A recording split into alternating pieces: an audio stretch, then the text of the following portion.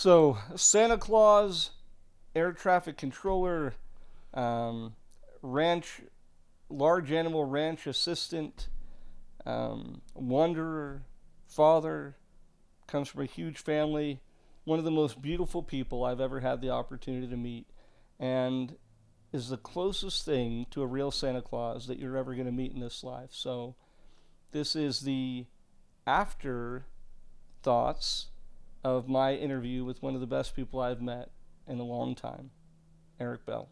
That's the higher road. In my heart, my deepest heart of hearts, I'm a scientist. I'm not, I wouldn't make a pimple on the butt of a real cowboy. It's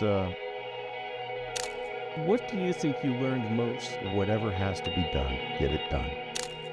As this departure came out and turned on course, and when I looked up, those two guys were nose to nose.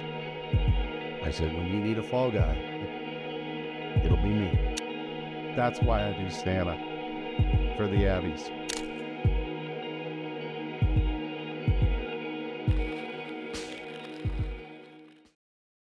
Hey, what's up, everybody? Thanks for coming out to the High Road Podcast.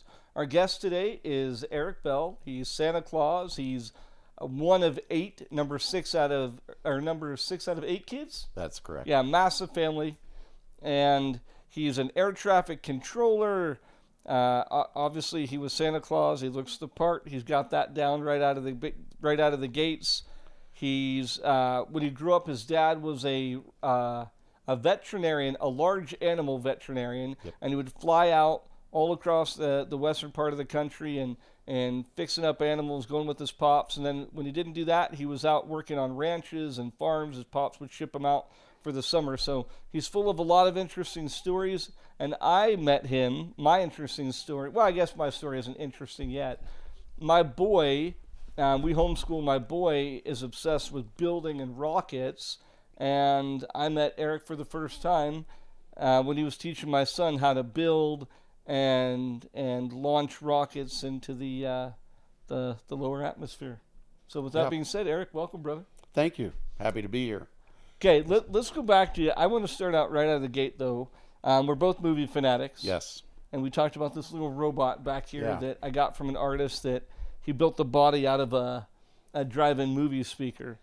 And for me, movies, it is mine and my family's. It's kind of our, I don't know if you'd call it an escape, maybe call it that. But with all the craziness in the world, the government corruption and all the wars and drama and in a lot of ways, sadness is out there. There's something so beautiful for me about watching a movie, and I feel like I go to a different place. Yes. I get to take a break from all that.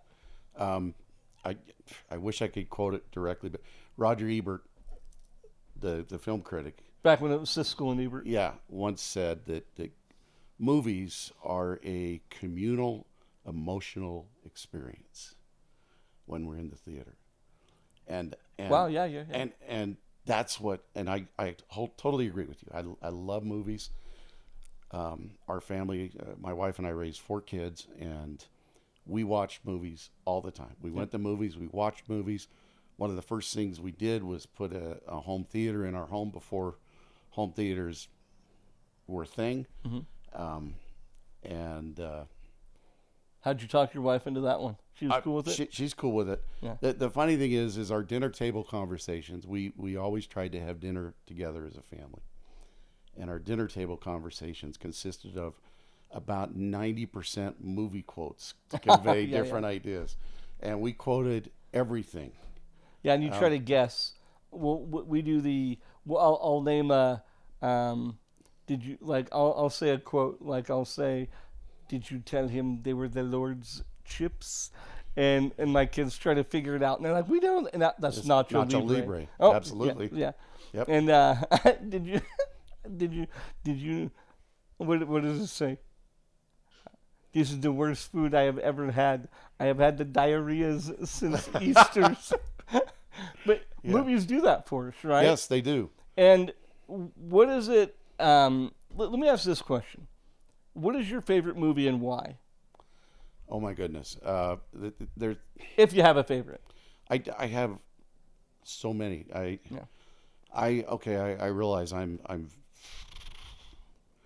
technologically irrelevant. Okay, meaning I still have a collection of hundreds and hundreds and hundreds of DVDs, which everybody's like, "Why do you have all these movies?" I'm like, "Because I love these movies." Yeah.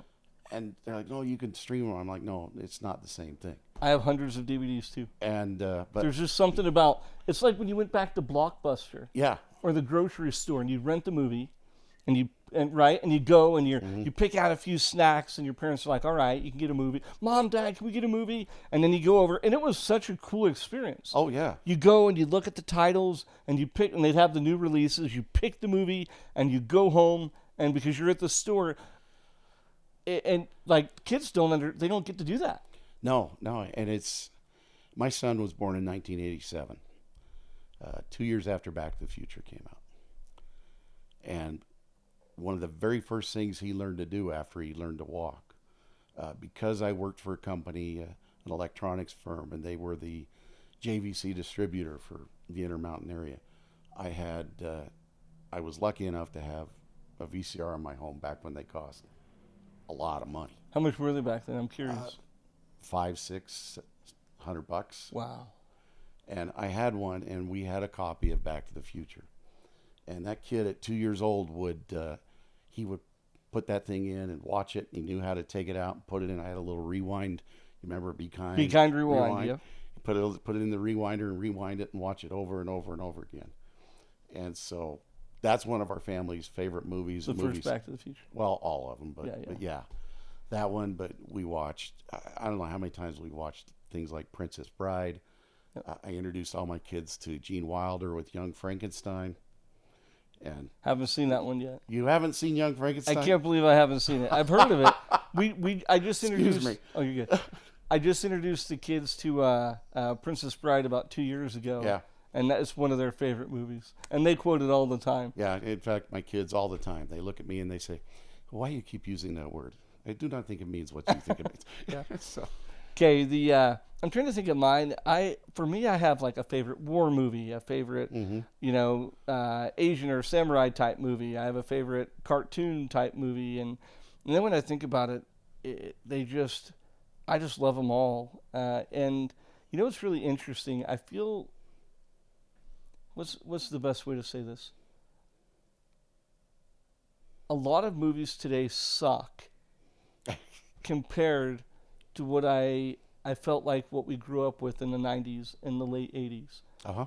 And not all. I mean, I'm a huge Guardians of the Galaxy movies fan. Yeah. The soundtrack, the way it feels, it makes you happy, it makes you sad, it makes you, it takes you really on a journey. The storyteller, I think it's Gunn, right, is the director of those movies.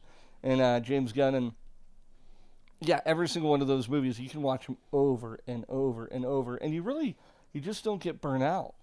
But a lot of the movies today, it's like, probably the best example for me is, because I'm a big fantasy nerd, right? I like that stuff. Have you heard or watched Aragon? Yes. And I thought it was horrible. Maybe you disagree with me. But No, I'm not going to disagree with you. it went from peasant kid with the sword to expert dragon rider, magic wielder in a period of like 8 minutes. Yeah. And I didn't grow with him. They didn't take the time to build the story with that character. In contrast, look at Harry Potter. Yeah. Look at the Lord of the Rings movies. You get to know them. You're with them in the garden. You're watching Harry under the stairs getting treated poorly. Yeah. Right? You all this character development, and to me, that's what they've taken out of movies. What do you think's missing out of modern movies? A lot of them. Well, and I think a lot of them, particularly any kind of action movie, now are really heavy on, my son calls it destruction porn. It just, everything blows up. It's like the old joke about a Michael Bay movie. Yes. Talk, something, Transformers. something, blow it up. Something, blow it up. Yeah. That's pretty much the script. Dialogue, blow something up. Yeah. And I don't know. I'm with you. Yeah, they blow it up, or it's gratuitous Well, I actually like violence in a lot of movies, right? But like it's gratuitous violence, like it's too gory, or Yeah. they add a sex scene, right, where you're like, okay, it does nothing for the movie, Yeah. right? Because for me, it's like extreme evil, nudity in the movie, like that's where I draw the line for the kids. But like the violent stuff, I'm like, I honestly believe that we're going to go through World War III. This is getting a little dark, but I actually believe we'll live during that time, and I want my kids a little desensitized Yeah. so that it doesn't just wreck them when those times come. But I watch these movies, yeah, and today it just feels rushed, and it feels like, a great example? All these live action remake movies Oh, heavens. of the exact A scene for scene word, reshoot. word for word, Yeah. same costumes. Like it's Yeah. and I'm looking around and I'm like, to quote Bugatti, am I taking crazy pills? Yeah. Right? You look around and I don't even think I've actually watched a whole one. I've seen a part of one. And I'm looking around and is anybody else watching the same thing I'm watching? This is crap. Yeah. This is the same movie. And the thing that makes me the most frustrated is people buy it up. They do really well. People lap it up, and I don't know. I call it trying to appeal to the lowest common denominator, those base human instincts, and that's what I feel like they're going for when. What do you mean by that? Well, the base human instincts to reproduce, to somehow elevate the levels of that aggression brings out. Oh, I see. It's not just in movies; it's in our news media. It's Yeah, in dropping everything else. 20 F-bombs Yeah. for no reason in the movie. It doesn't Yeah. add anything to it. I mean, one of the most violent movies around that I absolutely adore are the Matrix series. Oh. Slow clap of greatness. Yes, Mad Max Fury Road Yeah, that was fantastic. was incredible. Incredible. But yet nobody watches those. People don't go to them because, they had this artificial rating thing that when you think about it, I told one guy who really got on my case about it. You shouldn't be watching movies like that. They're rated R. I'm like, dude, do you really want your level of spirituality to be graded by some committee, nameless committee in California that? Well, and that's a very so in Utah culture, to catch everybody up, Yeah. or Mormon or LDS culture, don't watch R-rated movies, but they have changed. You don't watch movies that offend the spirit, because here's the reality. Exactly. You watch the Matrix movies, I feel They're great. intensely spiritual. Well, they're incredible. They're very thought provoking. Yes. And there's no gratuitous sex. No. There's pretty much no cussing. The violence pales in comparison to most movies. So this is what I tell the kids. I'm said, there's PG-13 and PG movies that have nudity, sex, F-bombs, things that you just don't want to see, right? And you don't want to have a part of your life. There's rated R movies, and I showed them Braveheart, Yes. that make you want to be a better person. Braveheart or Gladiator. Gladiator, yes. And it makes you, sure, there's violence, but Yeah. the Bible, the Book of Mormon, Scripture, life, all of I our mean, history is wrought with violence. The true story of Gladiator is that the general refused to compromise his principles. That's the story. Yeah. And that's what's so cool about it. Braveheart, he believed in something so deeply, Yeah. he sacrificed his life willingly, tortured, Exactly. sacrificed. Who does that sound like? Yeah. Right? It sounds like our Savior. It sounds Yeah. like what So- we all look up towards. That's why one of the reasons that when he yells freedom at the end, when they're torturing him, at his most painful, most vulnerable state, and still there was only one thing on his mind. Yeah. Right? I watched that, and it get every time, and I've probably seen it 10 times. My eyes get a little watery every time. But then you have people who are master storytellers, like Name a movie. this is what happens when you get old. Your brain gets these holes in it, and I'm embarrassed. Interstellar and Tenet. Oh, I've seen that movie. I don't know the director. Yeah. Don't let me forget to ask you though, what's spiritual about Matrix for you? Neo's whole purpose is to discover what the truth really is, to bring about and to share that truth with the people around him. And in this world today, we are bombarded on all sides by people saying, you know, low here, low there. I got the truth. I got the truth. Um, in my heart, my deepest heart of hearts, I'm a scientist. And truth, if there's one thing I learned, is that even when science says this is the truth, people always forget to put the little thing on the end of that statement that says, as far as we understand it now. Mm-hmm. I mean, I'm old enough, I have a physics textbook at home that about 25% of it is incorrect in today's world. Because at the time it was written, we didn't have a full, and we still don't, but we were just starting to delve into particle physics and subatomic worlds and what is possible. And so truth, that's what's so cool about the Matrix, is Neo discovers the truth. And I just, you know, you can make philosophical arguments all day about whether there is a spoon or there isn't a spoon, Mm-hmm. if you've seen the movie. But that's what I loved about it. It was a very intense, for me, it was a very intense personal thing where it's incumbent upon all of us to absolutely seek out what is true, what really is true. And don't take someone else's word for it. Don't take your parents' word for it. And that's what when I teach these kids, I'm like, look, you got to figure this out for yourself. You have this whole set of things, no matter what it is, you got to figure it out. Okay, that's way too serious. I'm sorry. No, this is beautiful. But this is what I love. This is why I got so excited. But the other thing we're missing in movies is just basic storytelling. Yes. You want to see a great movie? One of our family's favorite. This is one of our family's all-time favorites. We watch it all the time. It's called Father Goose. It's about World War II. It's just look it up. It's not a war movie. Oh, yeah. It is a war movie. I'm gonna watch it. But it's not. It's got Cary Grant. It's my kind of wife's a in immediately. It's kind of a comedy, but it's just really good storytelling. The kind of storytelling you can drop into and absolutely lose yourself for 90 minutes or so.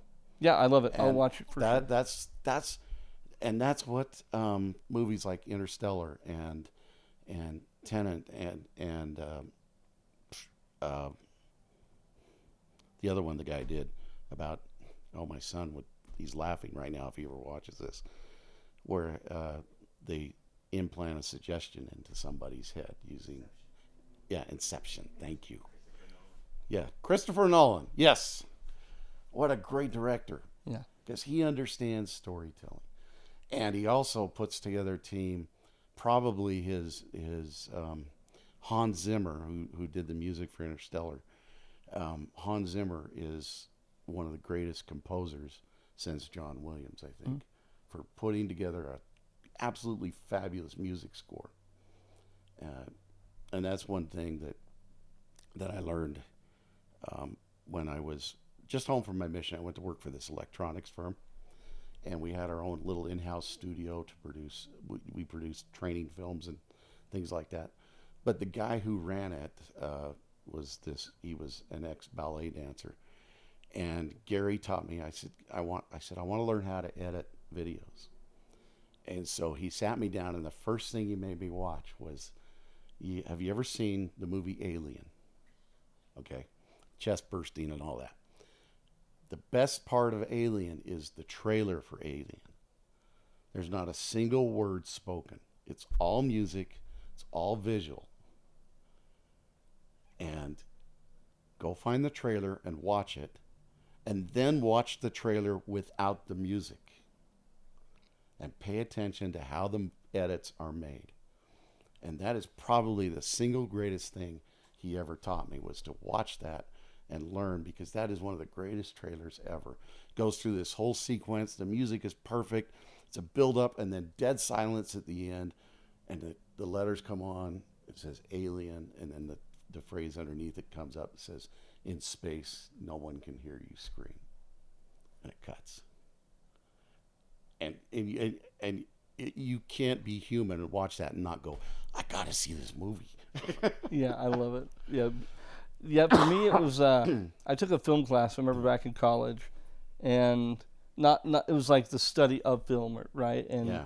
I learned fascinating thing. Like Hitler was even though he was horrible, he was brilliant, and he was the first person to use Photoshop and make banners look 100 feet tall, and crowds of thousands look like tens of thousands. Yes. And it was crazy what he did. And then he would put it out there, and so all the people in his country, honestly, it became like the massive bandwagon of my whole country is on board. Yeah. I'm the only one not, and so they got tons of people to join, and it struck fear into the hearts of all their enemies. They're like, man, they're unified. Look at the size of this army. What are we going to do? Yeah.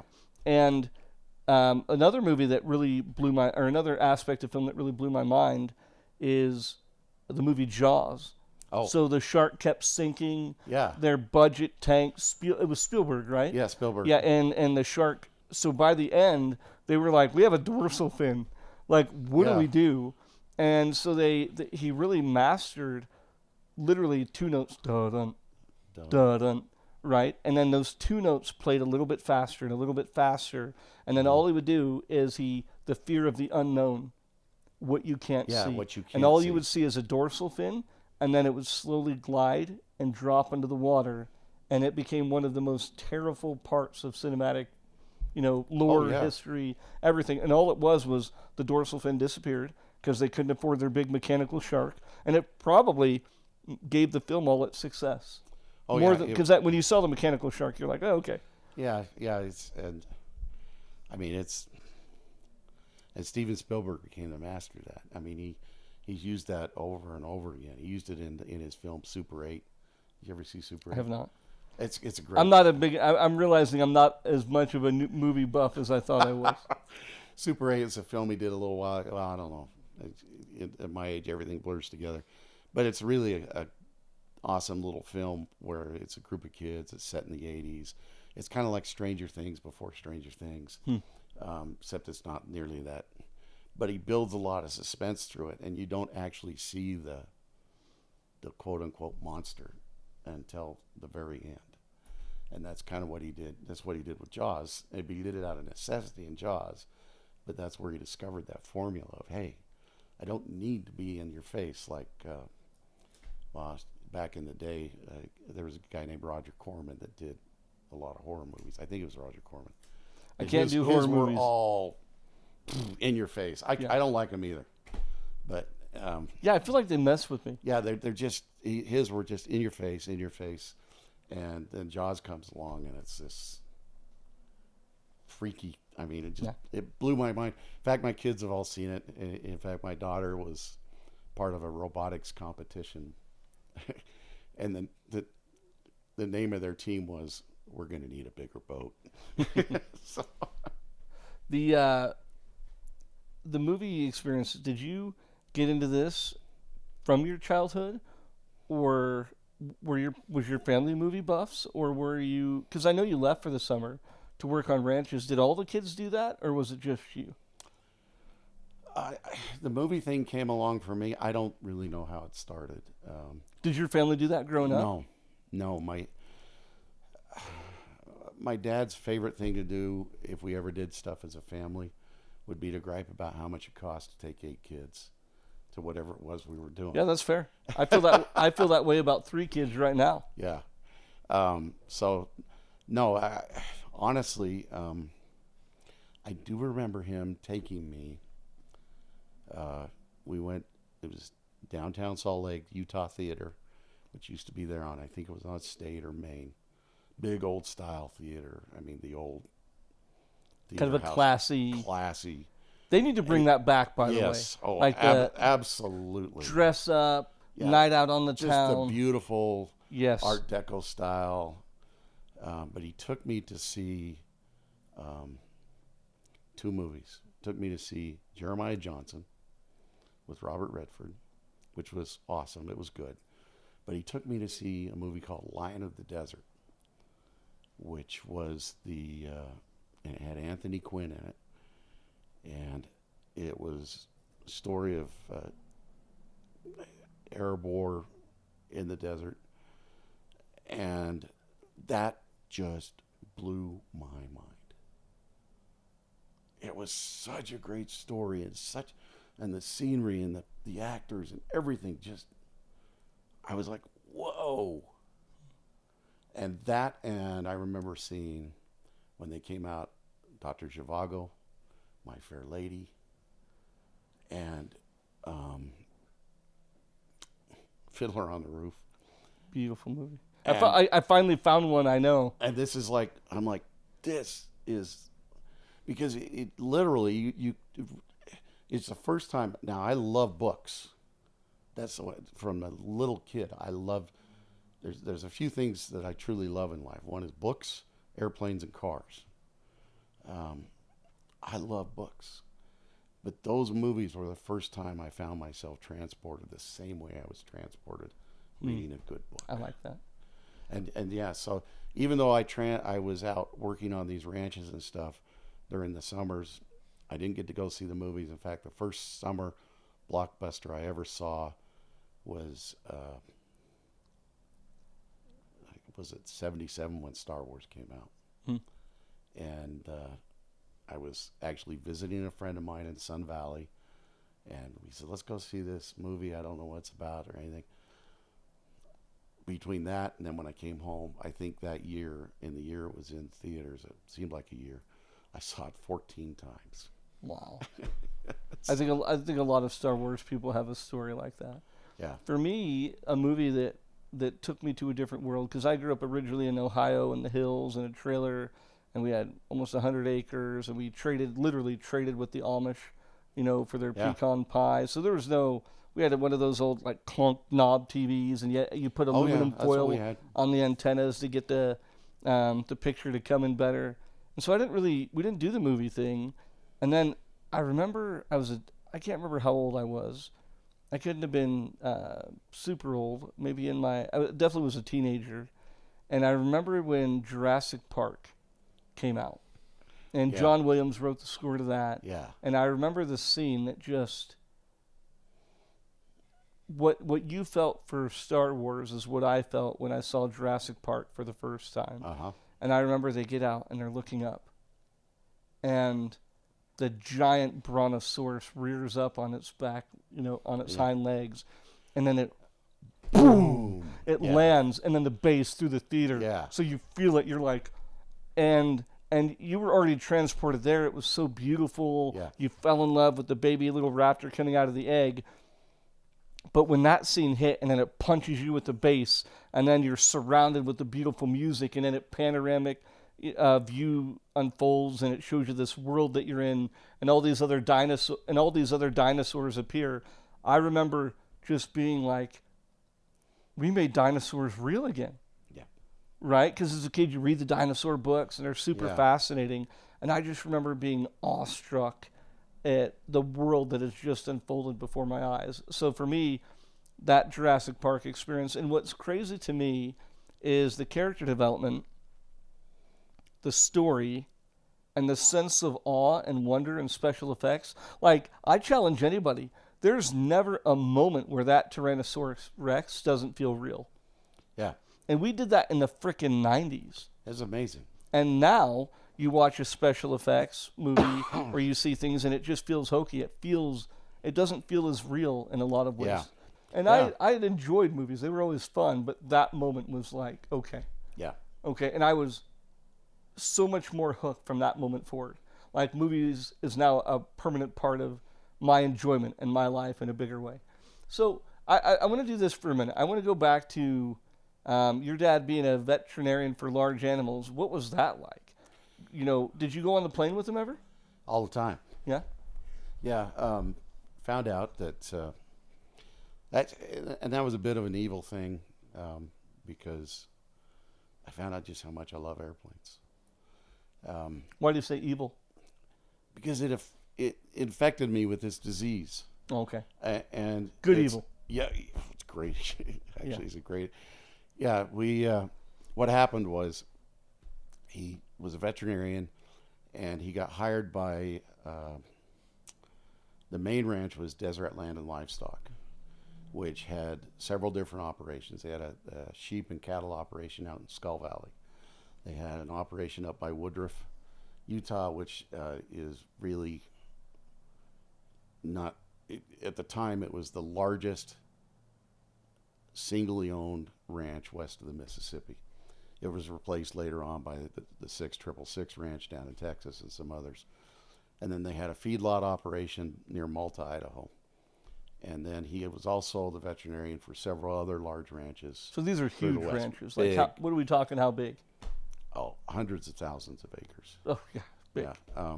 It's the size of a small state almost. And so what happened was, in order for him to meet their needs, he had to find a quicker way to travel.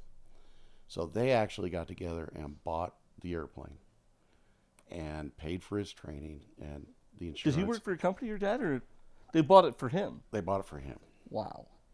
And he flew that thing for thousands upon thousands of hours. It was Cessna 182. It had a STOL kit on it, sort of a STOL kit to allow short takeoff and landings.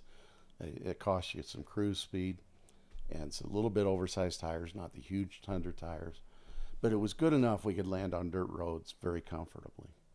And so he would use that to travel around to the different ranches. And when we,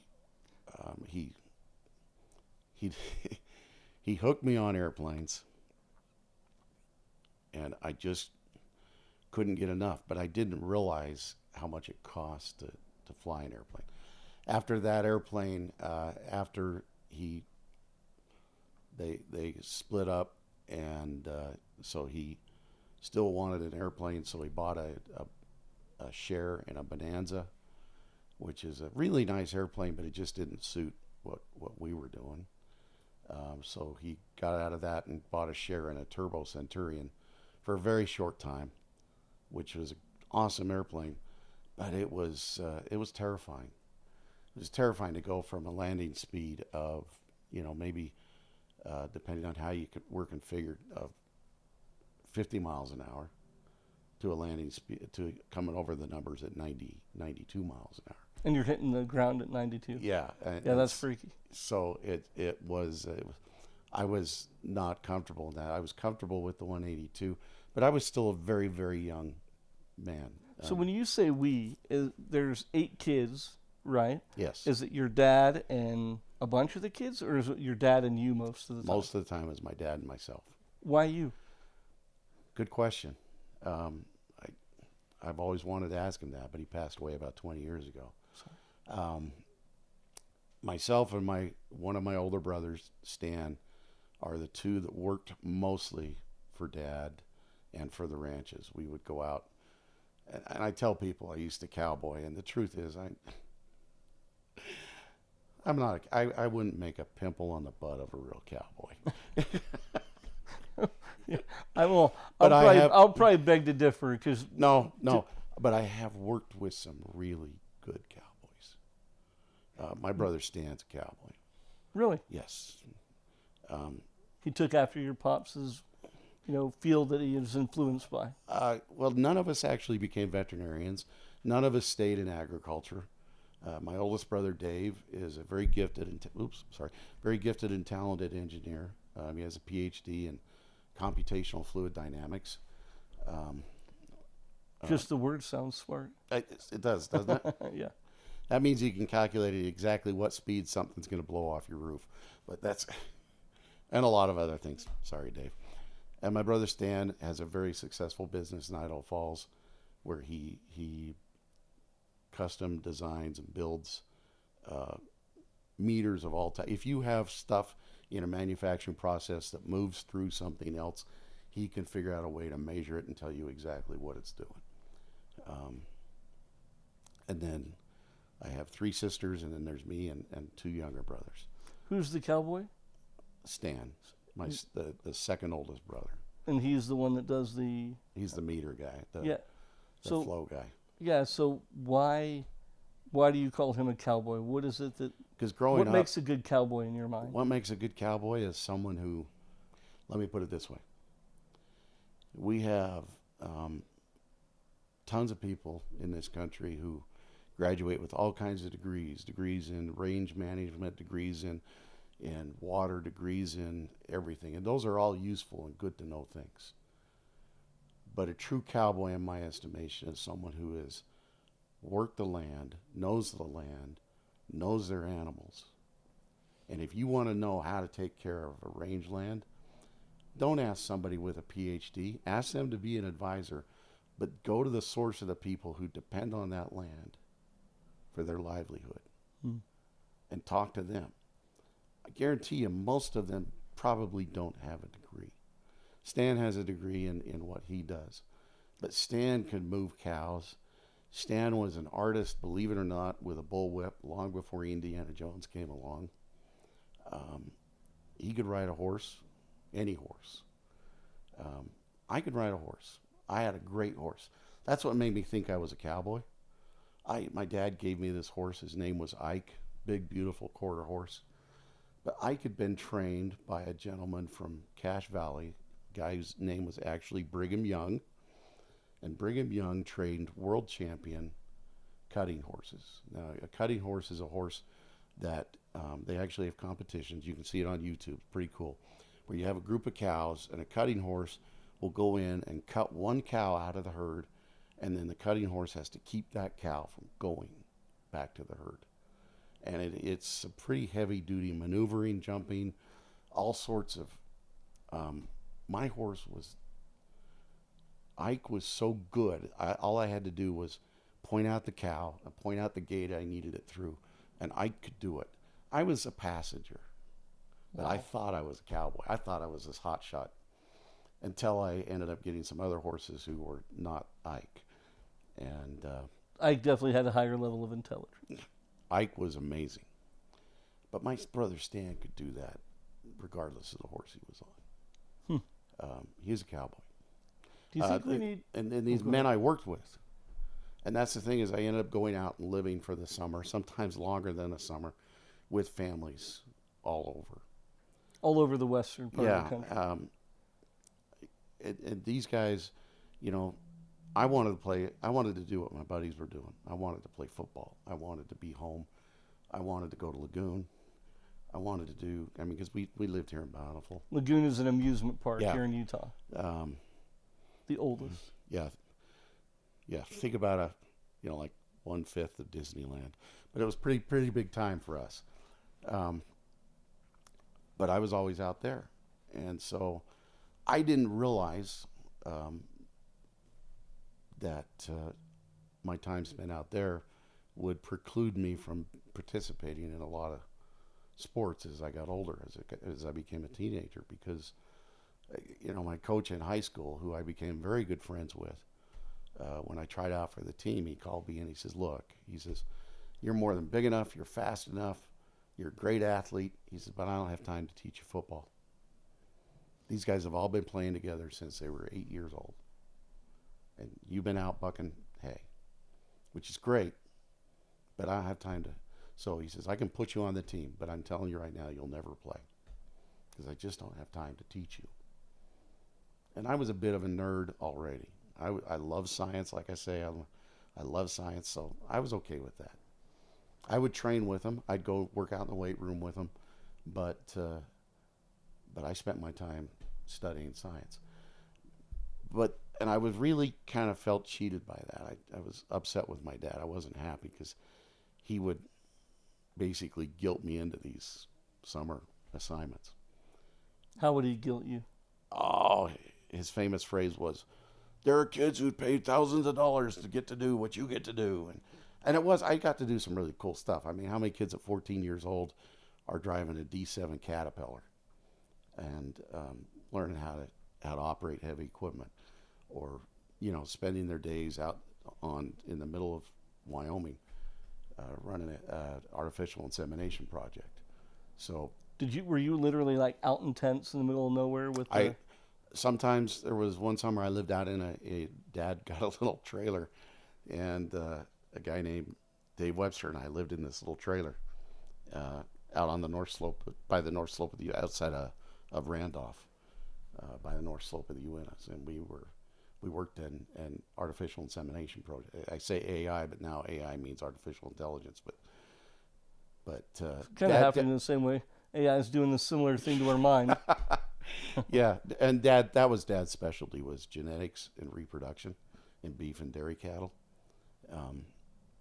So I'd be out working on those projects, but the cool thing is I got to live with these guys like Dave Webster and guys like Ross Jacobson and Sanford Campbell and Dick Noble and E.J. Green, and just these men who I taught me lessons about what it means to be a man.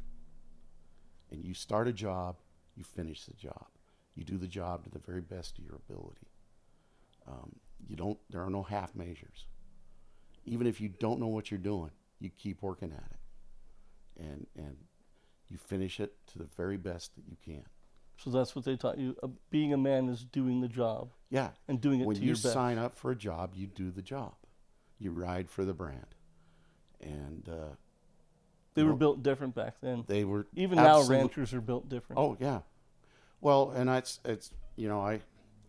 one of the ranches I lived on was just at in a little place called Coral, Wyoming. It's one of my favorite places on earth. It's just outside of Pinedale, Wyoming, which, if you don't know where that is, it's about 75 miles south and east of Jackson Hole, right at the base of the Wind River Mountains. Well, that was back then it was called the Flying U Ranch, was run by Dick and Louise Noble. Their daughter Tina and I are the same age. Tina and I have known each other since we were kids. His dad was their veterinarian for years. I ended up living there a lot as a teenager because my dad and I got to the point where you speak Spanish, you understand chocar? Chocar means I speak Spanish, English, Spanglish. Spanglish. Chocar means to butt heads really forcefully. Dad and I would, So I would end up living there, and Tina and I became very good friends. And she married one of the best cowboys I've ever known, in James Nelson, or Jim Nelson. And they now run that ranch. They're, I think, the 6th generation to run it. That doesn't happen anymore. No, and they are built different. And I tell them all the time, we go up there all the time. Their kids and our kids line up in age. We've spent a lot of time up there. And they're my very best friends in the world. But I tell them, you guys are professional gamblers. That's what they are. And if it wasn't for James's work as an electrician in the oil field, that ranch couldn't run. But he keeps it running with that money stream. The ranch and a full-time electrical job, just built different. They are and they're amazing. They're amazing people. And what makes them amazing?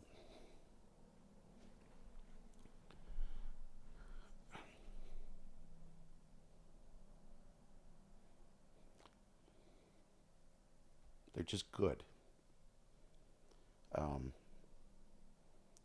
Went to church one Sunday, and I'm a member of the Church of Jesus Christ of Latter-day Saints. So we went to church, and the bishop got up and he talked about how some families in the ward were in need.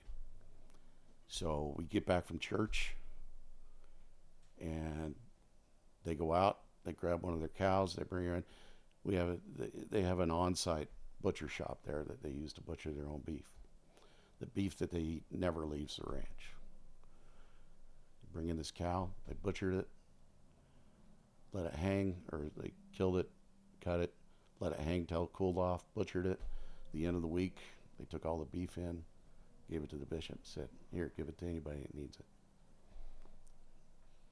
You have to be very careful around them about saying something you wish for, because if you wish for it, and it's anywhere within their possibility of giving it to you, they will give it to you. Wow, that's beautiful. They're just good. They're good people. I saw you getting a little teared up just thinking about how good they are. Yeah. They've been a big part of your life. Big part of my life. What a special thing for your kids to know people like that. Yeah. I grew up in Kansas, and I remember we would get together for either a church activity or a little community thing, and there's just something about the country life that's a little bit slower, or a lot of bit slower in all the right ways. And it's like people are quick to help and slow to judge. Yeah. Right? You still get that we're all going through something. Yeah. And I love what you said. If it's in their power to help you have your wish, be careful what you say, because they're going to do everything they can, even Yeah. if probably if it hurts them, they're still going to do it. Yeah. Yeah. I mean, I can't count the number of times. They live in this big old log house it's well over 100 years now, 100 years old. But I can't count the number of times I've shown up and there will be a family living upstairs. Going through a hard Yeah. time. So what's the story? Oh, they just needed a place. Needed a place to land for a while. Yeah, there's a special place upstairs for those kind of people, really. Yeah. Like I talked about this a while back. There's certain people that I think there's always darkness trying to consume the world, right? We know that. Demons, devils, whatever you want to call it. And there's certain people on this earth that I see as like these bright white pillars, families, individuals, and that light, that the power that comes off of them keeps the overwhelming powers of darkness at bay. Yeah. And I've met a handful of those in my life. But when you're around them, you literally, it's like a presence. You feel it. Oh, yeah. You feel loved without a word ever being Yep. said. You feel the goodness and the kindness, and it just radiates like a palpable energy that you can reach out and hold in your hand. It really is like their superpower. Yeah. It's, I don't know, there's something about, and Dick and I used to discuss it, and Dick and I and Louise and now Tina and James and I talk about it all the time. There's something about that land. When I drive, it's a mile off the little 2-lane highway down a dirt road. And when I hit the cattle guard that enters the ranch, as soon as I cross that cattle guard, you can feel it. There's a change. Yes. The light, the goodness. And that, it's funny you talk about light and darkness, because that's one of the interesting, if you think about light and darkness, you can't turn on darkness. I'm already loving Darkness is simply the absence of light. Yes. And the smallest amount of light will keep the darkness at bay. You can turn on light, but you can't turn on darkness. It reminds me of a poem. It goes like this. It says, "All the water in the world, however hard it tried, could never sink the smallest ship unless it gets inside. And all the evil in the world, the darkest kind of sin, can never hurt you the littlest bit unless you let it in." Right? Yes, absolutely. That is wonderful. I love it. The light, it really is it's such a fascinating thing too, because the darkness and the light, in a way, that whole yin and yang thing, it really is fascinating, because if the whole world was brilliant and beautiful light, knowledge, you understood everything, you'd still be blind. You couldn't see because it was so much light. Yeah. And if the whole world was darkness, you couldn't see. You have to have the contrast. Mm-hmm. You can't appreciate one without the other, because pure darkness, you're blind, and pure light, you're blind. And it was kind of interesting, because it's always like you want more light. You want to have more light. You want to see better. Yes, you do. And it's not that you want ignorance, but it's that you can't understand one without the other. At least not in this mortal form, you can't. No, you can't. And that's why the scriptures tell us there needs to be opposition in all things. And you have to, and that's part of that's why we're here, to learn how to deal with it, to wisely choose light. What do you think you learned most? You learned how to be a man, but what do you think you took away most from those times with your father flying around the western part of the country to these giant ranches in the middle, in deserts and mountains? I can't even imagine the sunsets and the stars at night that you see. Oh, man. Oh, yeah. Until you've been to a place, and that's one of the things I love about the ranch, as we call it. It's far enough out there that I love going outside at night, because you can't hear a single man-made sound. Yes. Nothing. And if And you the turn off the barn stars- light, And and the stars go. The Wind River Mountains are right over here on the east, and the stars go all the way down and outline the Wind Rivers. Mhm. I mean, how many times can you see that in the horizon? And the Milky Way is just, you see the galaxy. it's incredible. Yes. And that's when you see that, you realize you're just like, wow. And then you think about how many people never get to see Yeah. that kind of view and never get to experience that. There's a direct correlation that the closer people get to artificial light and the light of the city or towns, the more withdrawn the spirituality of the individuals are. And the farther you get away from the artificial light, the man-made light, the fake light, Yeah. the deeper the connection to God, eternity, and spirituality is. When you look up and you see the galaxy and the Milky Way, and you literally see stars shooting around, and there's just something, you feel so powerful and insignificant, but in the best kind of ways. Yeah. Right? Everything that matters, matters, and everything that doesn't, doesn't. It's just, you're just there, you're present, and you're experiencing a beauty that few people will ever understand. Absolutely. Hmm. And that's So what would you say was your biggest takeaway from traveling on those adventures with your father for the summer onto the ranches? And you don't know why he asked you to go? I honestly don't, except that for the fact that I think he was always kind of worried about me. 'Cause my oldest brother Dave is a really driven individual, and like I say, he's very successful. And my family's a little weird. I always joke that the Bell family, we don't have family reunions; we have board meetings. Oh, really? Because they're all ridiculously successful and smart, and I love the way you talk about your family. they're good people. I don't want to paint them bad, but they are. And then there's me, who my whole life, and I think Dad was a little worried about me because Dave and Stan, I mean, they're smart guys and driven guys, and my sisters were all driven, and they're very successful in their own right, and my younger brothers are awesome guys, but I just wanted to know how things worked. Well, this is smart of a different kind. But I never graduated from college. I bounced around. I studied engineering, and then I studied accounting. Oh boy, that was a mistake. And then and I studied business, and it was like, okay, well, that's not going to work. And then I went back to engineering, and I was actually studying to be an electrical engineer.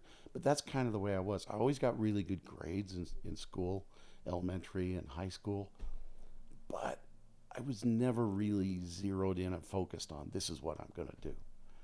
And I think it drove my dad just a little bit nuts. Because I just wanted to know how things worked. My favorite place in all the world when I was a kid traveling with him, we kept the airplane at the Salt Lake International Airport. There were some hangars there, and we kept the airplane in a hangar. But about 3 hangars down from there was a really big hangar where these guys built their own airplanes. They were part of the Experimental Aviation Association, the EAA. And it was this big metal shop, and they were building airplanes in there. And Dad would be pre-flighting the airplane, and I would just wander out and scoot down and walk into their hangar, and the smell of the hot metal and the smell of the welding and the everything. And Creation. Yes. And I was like, this is so cool. And I think that kind of bothered Dad. I was always taking stuff apart. I wanted to know how it worked. I wanted to know why it worked. No, you think that bothered him? Well, I really didn't have an end goal in mind. You were just fascinated by everything. I was just fascinated by the process. Yeah. Okay. I wanted to know why, and that's when I'm a substitute teacher now that I'm retired from air traffic, and I've also taught. I'm teaching that class that Gideon's in, and but the whole reason I teach is because I want kids to learn to ask why. Mm. Don't accept it at face value. Ask why. Why does this work? And that, I think, drove him a little bit nuts. I wonder why. Well, because I love that my kids ask why. Like, as a parent, I would think you would want that more than any other question, is to wonder. Well, you got to understand that, I mean, we're talking about the 70s here, late 60s, early 70s. The world was organized into, even more so than now, you had conservatives and liberals, just on the political side of things. But there was so much of that. There was this very definite, just an example, where I'm in the 5th grade, right? And this is the same teacher that taught me about rockets and space. I'm in the 5th grade, and he's talking about some stuff about politics. I never thought about politics in my life. And I'm riding in the back seat of our big old Chrysler Imperial that my mom drove. And I lean over the front seat and I go, Mom, what does it mean? Tell me about voting. When you go vote, how does that work? I mean, how do you know who to vote for? And she says, well, your father and I, we just usually vote straight ticket. I said, what does that mean? She says, well, on the very front of the ballot, you can just punch Republican or Democrat, and that's called a ticket, and we just vote straight ticket, Republican. I says, but do you know who the Republicans are you're voting for? She goes, no, but that's the party we vote for. And I turned my head and I looked at her and I says, that's the stupidest thing I've ever heard of. And she just about smacked me. I remember I came home one day. They weren't used to questioning. It was like, no, this is what we do. This is what we do. Yeah. This is what we do. We are Republicans. And it's funny, they're not Republicans. It's what they choose. Yeah. Right? And if you're I love this about you, and this is one of the reasons I met you, obviously, as you taught my son how to, fly rockets and launch them into the air. And every time my kid comes home with a smile ear to ear and jumping up and down of how cool it was. But I love that you told me, and this is why I wanted to have you on today, is that you want them to ask why. Yeah. Question everything, but don't leave the question hanging. No. Do the work. Get the answers. Yeah, But they weren't like that back in the day. Oh, no. It was very much a programmed mindset. Very much, yeah. And if you weren't that, you were a hippie. And that freaked people out. And that's, to circle back to where we started, that's where the original we don't watch R-rated movies thing came from. Because back then, R-rated movies were almost straight porn. And then all that morphed over the years. But in the 60s and 70s, no, you didn't go to an R-rated movie because there was nothing redeeming about them. But back then, it was a different world. And so you were the questioner. You were the wanderer. I was the one that was saying, but why? Here's another example of I had, for some reason, I don't remember why, but I'd earned $5. I had $5 in my pocket. That's a lot of money. Yeah. A lot of money for a 10-year-old kid. Yeah, I remember even when I was a kid, $5 you could get soda, Dunkin' Sticks, a 10-pack, bubble gum, some pieces of candy, rent a movie, and still have money to play. A lot of money to play. Yeah. So you were the king of the world back then. This was very early 70s. Okay. $5 in my pocket. Like 500 now. Back then, we had primary in the LDS church was during the week. We had a primary on Tuesday after school. And so you go straight from school to the church and you'd have primary. And it was, I think it was an hour, hour and a half long. You'd have an opening exercise and then classes. And we, back then, every year they did dimes, a drive for Primary Children's Hospital. I can't remember what they called it. Everybody out there. I think it was March of Dimes. Wasn't it? No, that was separate. This was Oh, run strictly by the LDS Church to benefit Primary Children's okay. in the local primaries here in the valley. And there's people out in TV land that are screaming at the TVs right now. But so we're sitting there, and we have this thermometer that shows how much money we've raised. And I'm looking at it, and they're talking about what it's for these primary children's kids. And I went, I got $5. And I distinctly remember thinking, that's more money than I had last week. I'm still the same person. It's not doing me any good. So I took it out of my pocket. I walked up and I put it in the donation jar. That was a lot of money. What could you get for $5 back then? Oh, heavens. Even a full-size candy bar was a nickel. Yeah. Yeah, going to the movies was... Well, I used to take $1 to go to... on Fifth South and Bountiful, where... right there by where KFC is, just a little bit east of there. Uh-huh. There used to be a movie theater called the Queen Theater. We used to call it the Sit and Scratch. But and it had the sticky floor. Oh. Your feet would stick to the floor, and the seats would make you itch. They were those woolly. Yeah. But it was also the only air-conditioned building in Bountiful at the time. I could go to the movie with $1, get a movie theater ticket, a box of lemon heads, and a pickle. They had these awesome pickles in a big jar, and a pickle, and still have, I think, a quarter change. Wow. So yeah, $5 was a lot of money. I put it all in the jar. That was months worth of playing. But I remember thinking, it's not doing me any good. So This is better. yeah, it might help somebody. I'm seeing where the Santa comes from. But when I got home, I was proud of myself. So I told my parents what I'd done. And kind of got chewed out for it. Because, I mean, to me, money was... It was something you earned that you exchanged for other things that you needed. And right then, I didn't need anything. So I thought, why not? But they did. Yeah, they did. And that's kind of the way I've been my whole life. But you see money the right way. It's a tool.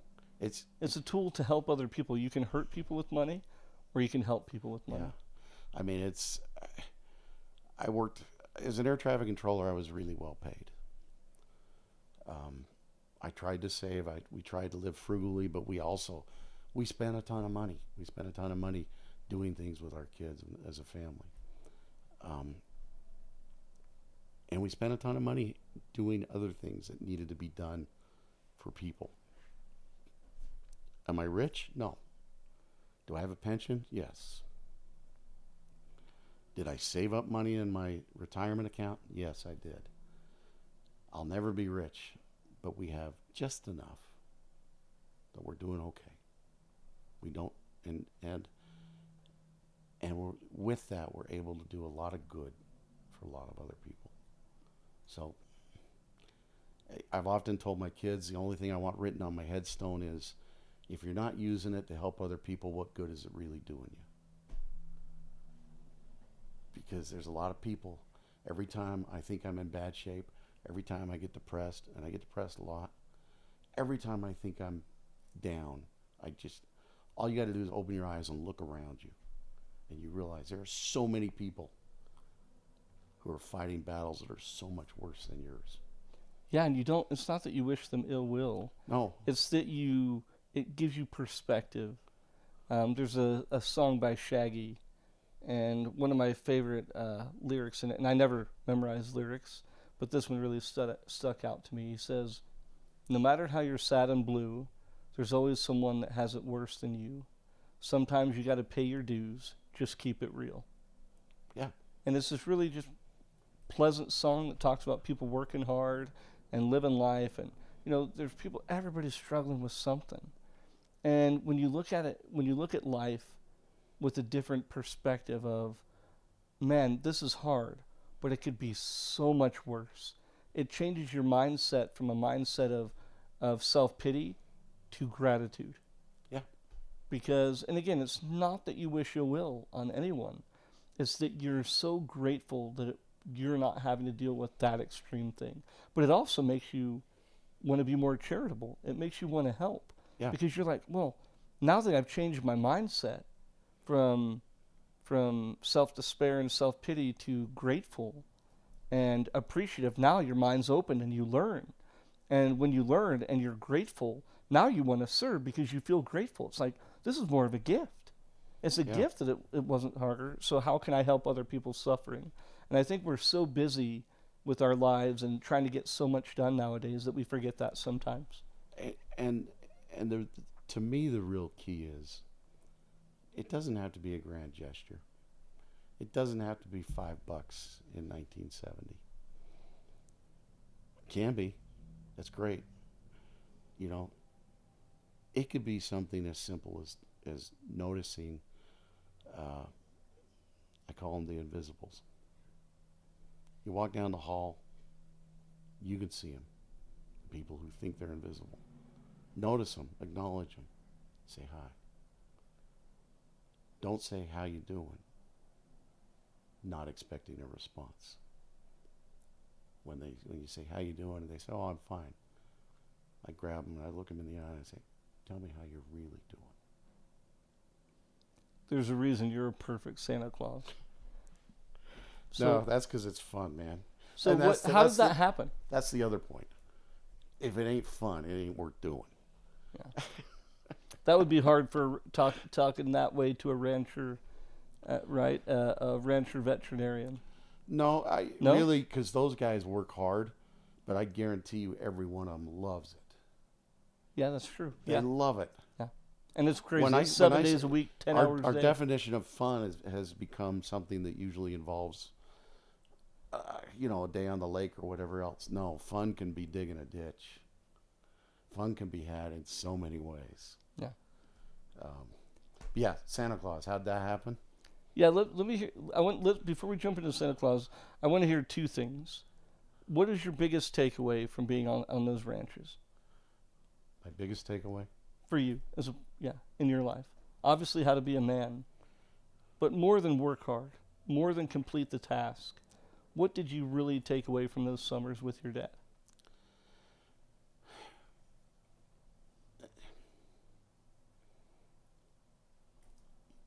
Take care of first things first. Whatever has to be done, get it done. Learn to work first, play later. And pretty soon, play morphs into what you're actually doing for work. But if you take care of what needs to be done first things first, then everything else just kind of falls in line. And you can read. There's a billion books you can read. You can go to the library of Barnes and Noble or wherever, and there's all these self-help books. But to me, they all say the same thing. Take care of what needs to be done. And that changes day to day. Sometimes what needs to be done is you got to take care of yourself. Sometimes what needs to be done is you got to take care of somebody else. But take care of what has to be done first. In fact, there's a great line in a mediocre movie. I think it's a great movie, but it's called Rookie of the Year. You ever seen it? Good movie. Where the little kid, becomes a pitcher. Uh-huh. Do you remember what happens the first time he's out on the mound, and he's 12 years old. He's a major league pitcher because he has this weird thing happen with his arm where he can throw a real fastball, and he's out on the mound and he's screwing up by the numbers, and they send the old pitcher out to talk to him. And the old pitcher says, it's some of the most profound words I've ever heard in a movie. He says, look, everybody has two sides inside of them. The have to and the afraid side. You've got to deal with the have to. Take care of what you have to do before you face the fear side. You deal from the have tos. Take care of what must be done. Everything else will follow. That's beautiful.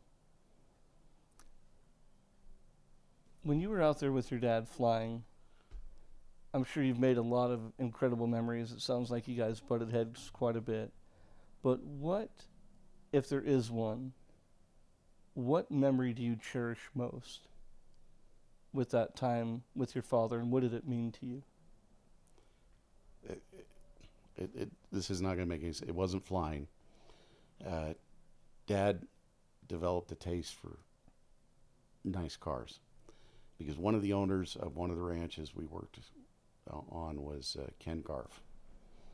And Ken Garf would supply my dad every year with a Mercedes-Benz 300D diesel four-door sedan, and it was the Safari model. It was a model of Mercedes-Benz. And you do this every year for your dad? Yeah. I didn't know Ken Garf was a rancher. He wasn't. It was a tax relief for him. No, but I didn't know the Ken Garf. So in Utah, Ken Garf today is one of the biggest car dealerships in the state. It's that Ken Garf. Yes. Okay. Yeah.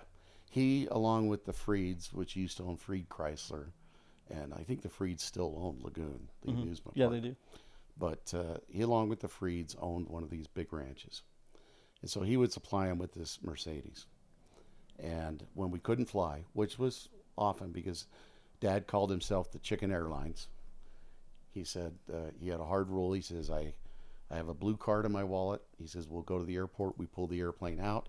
I hold the card up to every quarter of the sky. And if the sky doesn't match the card, we push the airplane back in and we'll drive wherever we got to go. So, I mean, sometimes he drove 1,000 miles a week. And built different. I would end up being the one that got voluntold to go with him in those car rides. And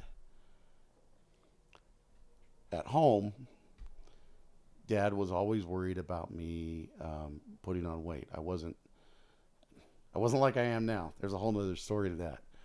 But from the time I was about 12 years old, I sprouted up to 5 foot, almost 5'10", and I got up to about 180 pounds. But I lifted a lot of weights. I was pretty decent. But Dad was worried about me getting fat, so he'd always preach eating healthy at home. But on the road, we would pull into a service station. He'd say, I'm feeling a bit peaked. And he would go in and buy Danishes and like salami. And we would eat Danishes with salami on top. Everybody looks that way. It's actually really good. Maybe it's just road food. I don't know. Yeah. And then he would say, don't tell Mom. But what I cherish were those times like that when my dad took off his professional hat, because he was a very, very good veterinarian and my dad was a very good speaker. He literally traveled the world speaking about agriculture and business to different people. And that was one of the most difficult things, is trying to get him to not be that person. You just wanted Dad. I just wanted a dad. And those times when he would take his hat off and he would just be Dad, those were awesome. I appreciate you sharing that. One more thing. You fought with your dad, and you lived at someone else's house. Mm-hmm. Was the fighting because you didn't see the world the way he did? Or was it different than that? Yeah. Honestly, at this stage in my life, I'm not sure why we fought. I just know we fought. Okay. I told you I love books. I love to read. Um, he understood the value of books, but to him, books were tools to learn with. To me, books were a gateway into these other worlds. And I love science fiction. I'm not really a fantasy guy, but I do love science fiction, and I do love like historical fiction. Mm-hmm. Um, Going back to where we started, I did read Aragon, the book, when everybody was, "What a great book! It's awesome!" And I went, "It's all right." But I think my first science fiction book was A Wrinkle in Time. excellent, Beautiful because that book. ties into Santa. In a way. Here, I'll explain just a minute. Okay. But so we would fight simply because he did not think I was using my time wisely. Mm-hmm. To him, movement equaled progress. I was about to say he's a doer, a movement. He sees it's like when you work with contractors. They see doing, physicality. Yeah. That's what equals success. That's how your Yeah. family is provided for. That's how you protect. And so when you're stagnant holding a book, there's something in them that can't help but feel that that's lazy Yeah. if you do it too much. I developed a whole system. I would, we had a big storage room under our front porch, cold storage. I kept a sleeping bag in there with a pillow, and I would go in there and lay down and read, and no one could find me. And the beauty of having 8 kids in the family, even though several of them, the older ones, were gone by then, the beauty of that many people in the house is nobody really noticed I was missing unless there was a job that I was supposed to be doing. So, but yeah, he was, you said it exactly. Movement meant, action meant progress to him. Okay, so walk me into Santa Claus. Right. Where did that stem from? A lot of people have asked me that, and I honestly am not quite sure, except that about 25 years ago, well, yeah, it was a little over 25 years ago. There was a family I was very close to who the father was out of a job.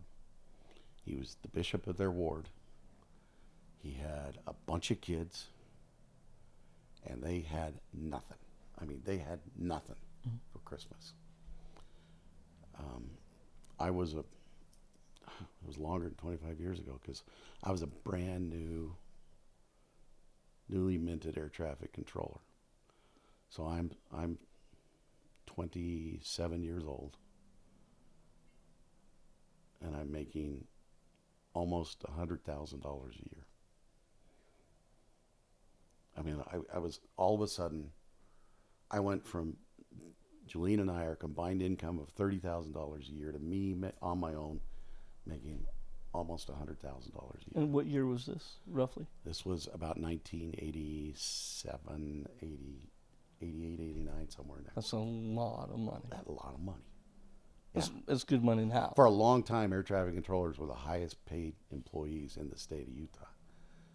We made more than the governor. Now everybody else has passed us by. But so yeah, we were. And so I'm looking at this family, and I went home and talked with Julene, and we actually sent some money anonymously through the credit union to them. But then I said, no, I want to do more. And so we went out and went on a shopping spree. How am I going to get this to him? And I knew a guy in Julene's neighborhood who had a Santa suit. And I went and asked him, I said, hey, would you be willing to deliver these things? And I'll drive them out there in the truck. You go with me. But they can't know where they came from because they know me really well. And he said, sure. So we drove out there and unloaded all this stuff onto their front porch. I hustled up, pulled the truck around into a church parking lot where I could look over the back seat and watch, and he delivered the gifts. And it was the coolest feeling. I went, this is awesome. This is great. And Julene had talked me into growing my beard several years before that. And my beard had started to go gray. And so afterwards, we were talking about it, and she says, "Yeah, you ought to." And I'd always thought, I thought I can't afford a suit. Suits are expensive. Well, I found a supplier. I got a suit it was expensive, but it wasn't as much as I thought. And I just put a thing on KSL Classifieds. And I started getting these gigs, and I started going. And it was a learn by doing thing where, some gigs went really well, some not so well. But I thought, this is amazing. This is so cool. And it became so much fun. And you realize all of a sudden it changed who I am. Because I love being a controller, but there's something you need to understand about being a controller. I was warned when I got hired onto the job. They said, if you survive through the training, which most don't. Why? It's just at the time when I hired, it was a very intense training. For instance, there were 650 students in my input. You had to go to Oklahoma City to the academy there. 650 of us. We graduated 250 from the academy. The rest were washed out, sent home. Now, you had to get a cumulative score on everything you did at the academy of 70 out of a possible 100 to graduate. I was not stellar.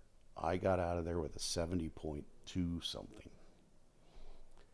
I ended up coming to my facility here in Salt Lake. There were 12 of us in my class. Out of that 12, at the end of our training period, after a couple of years, 3 of us had jobs. Wow. And it just is a very intense, it's a great job, but it's not a great job for everybody.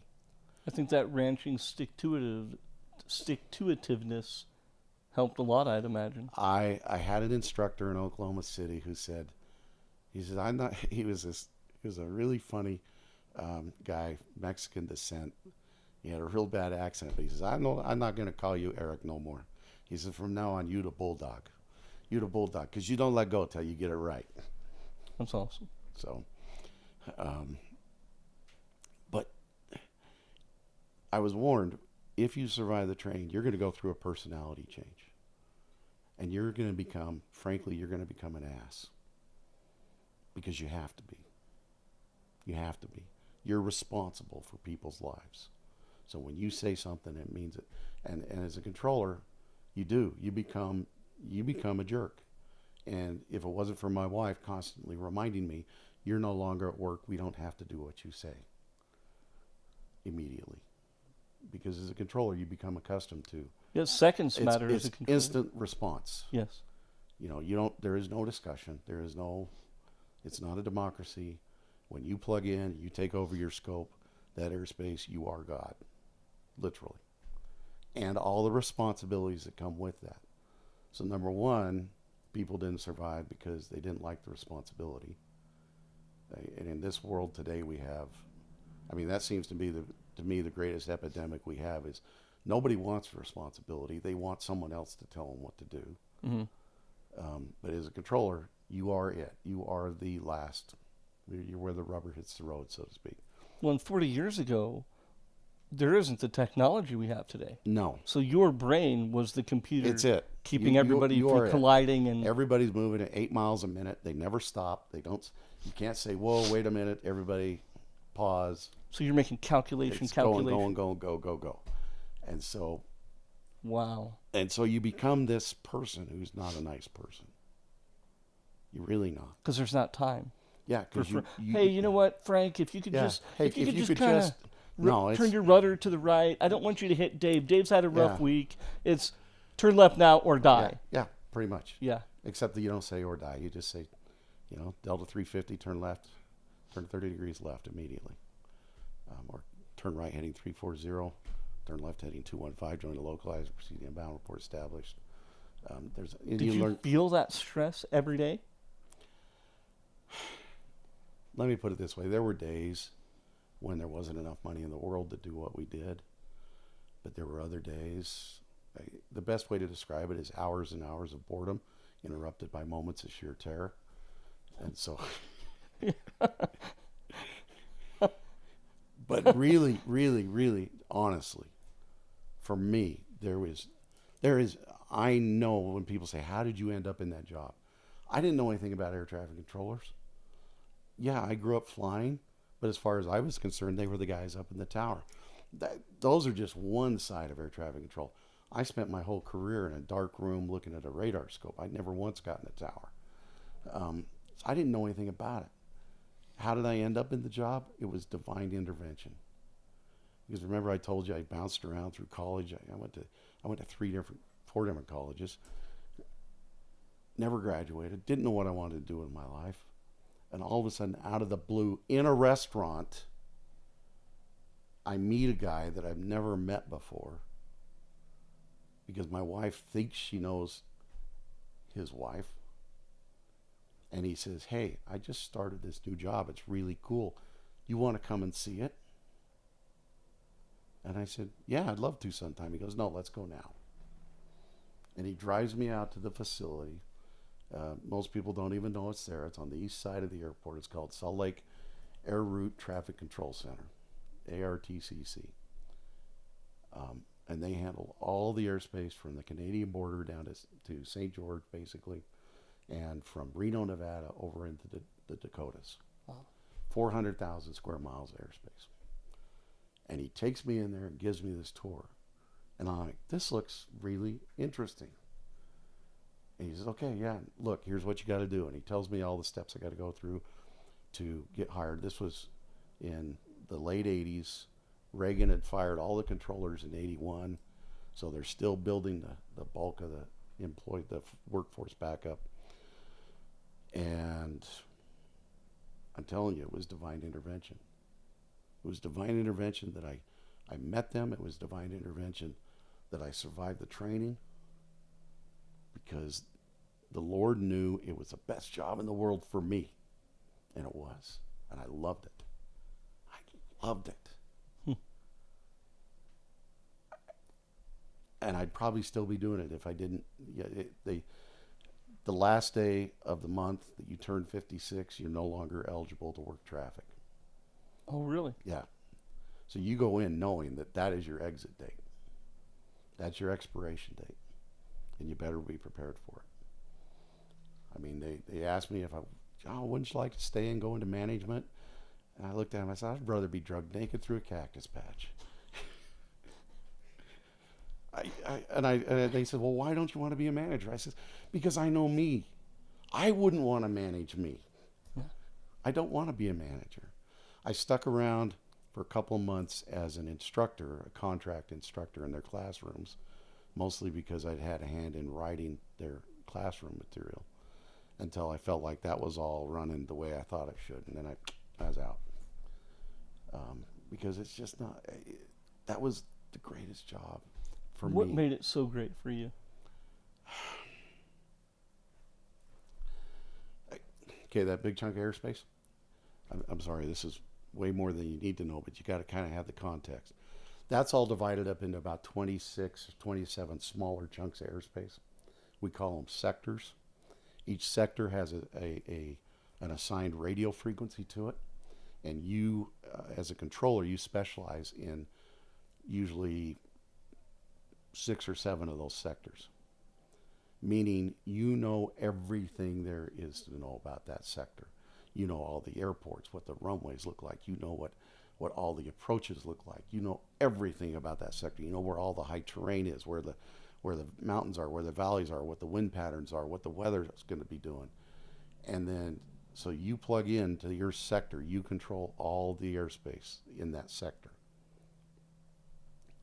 And that's what I loved about it, because it was your responsibility. You could not pass that off to anyone else. And no one could tell you, once you were certified to work it, no one could tell you what to do with it.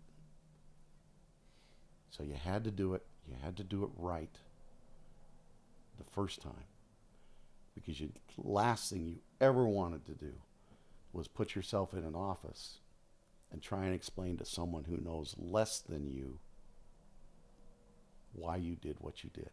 Hmm. And so that's what I loved about it. It was the total responsibility and it was like peeling an onion. Everything you could learn about it, you dig a little deeper and find out more. And not only about the sectors you specialized in, but about the airplanes you were working.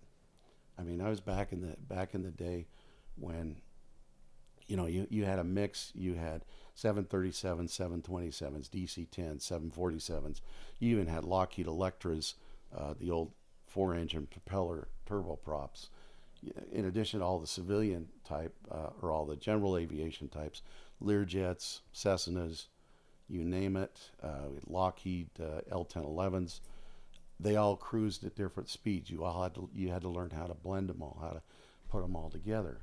I mean, a 737 back then had a maximum speed of Mach 7.8, but they usually cruised around Mach 0.74 to 7.6, because at 7.8, their wing design unless it was perfectly smooth, it couldn't handle that much speed. Whereas a 727 would cruise around 8.0 to 8.1, 8.2. MD-80s. And you're managing height, width, breadth, every aspect, because planes are constantly intersecting everywhere. Everything in that sector, from the ground level to infinity, you own. And that includes all the military airspace.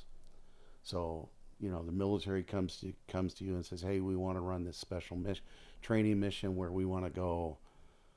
At the time, Cold War was going on. So we're going to run these, they call them low-level routes. And you'd stack up B-52s in a stack. They're orbiting. And then they would enter their low-level routes. And all these routes were very specific routes they had to fly down low. But they would cross over certain areas, so you had to make sure that as you were working low-altitude airplanes, that they were missing those military guys. And it was just...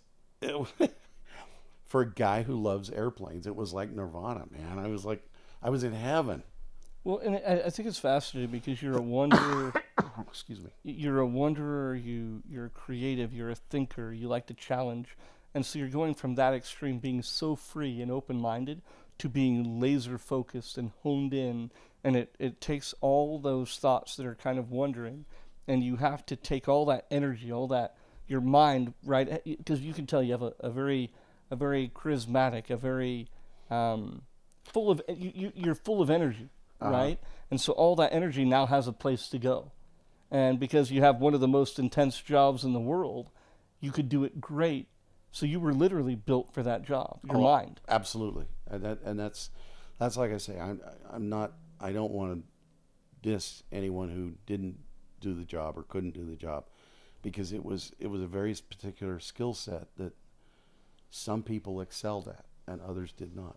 I mean, we had guys... We had lawyers, people who'd practiced law. I don't want to do this anymore. We had teachers. I don't want to do this. We had a couple of Navy SEALs. We had ex-military. We had, I don't think we had any ex-doctors, but we had nurses, people who had done all sorts of other things in their lives, had somehow found their way into this. But we all shared a common theme in that we all loved doing this.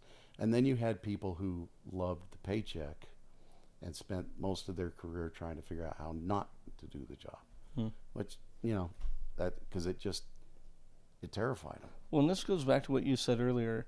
If you do it long enough and you put enough work and effort into it, the thing that you work at becomes the thing that you love. It can, if you choose to let it. It can, especially if you allow when I don't know how old I was. I know I was in diapers because I was wearing the plastic pants on the outside of the cloth diaper. I remember the crinkling sound, but I was on the front seat of my dad's 182, the right front seat, as we took off of what was then runway 34 right at Salt Lake City International. First time I'd ever flown. and I wasn't buckled in. I was standing up on the seat, my nose pressed against the window, looking, and I watched the ground fall away from me. And the sense of wonder that came over me at that moment was just amazing. And I kept that sense of wonder. I've kept it my whole life. When an airplane flies overhead, I gotta know. I gotta see it.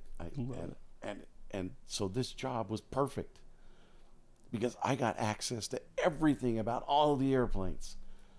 And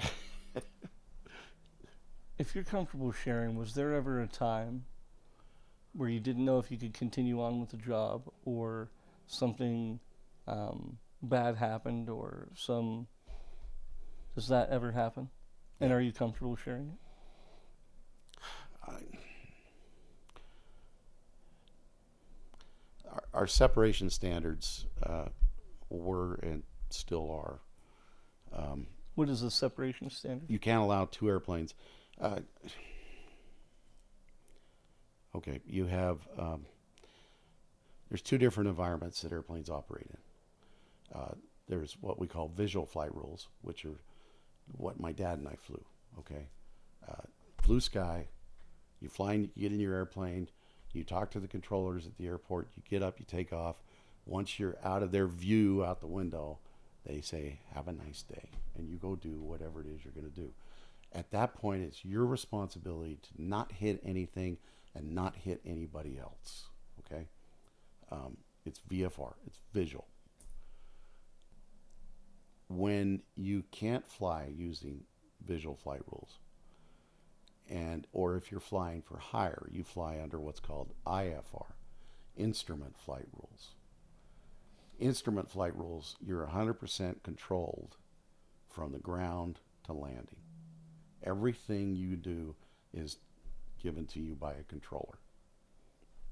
So understand that, and there are IFR procedures for everything. In fact, I digress, but I teach Sunday school kids, and I tell them, wouldn't it be cool? And I talk about flying, because there are literally procedures from the moment you hit the runway to the moment you stop. There's a procedure. If you're going to take off, let's say from Sheridan, Wyoming, you can look at it in the book. Sheridan, Wyoming departure procedure, runway 32, depart, climb. You climb at a very specific rate, a minimum of 200 feet per nautical mile. You climb, you execute this turn, then that turn, and then you go direct here, and you climb until you reach the minimum safe altitude. For the route you're flying, you fly the route, and then there's reverse procedures to get you back down to the ground. Okay? There's a procedure for everything. That's IFR. VFR, you take off, you go where you're going, you do what you do.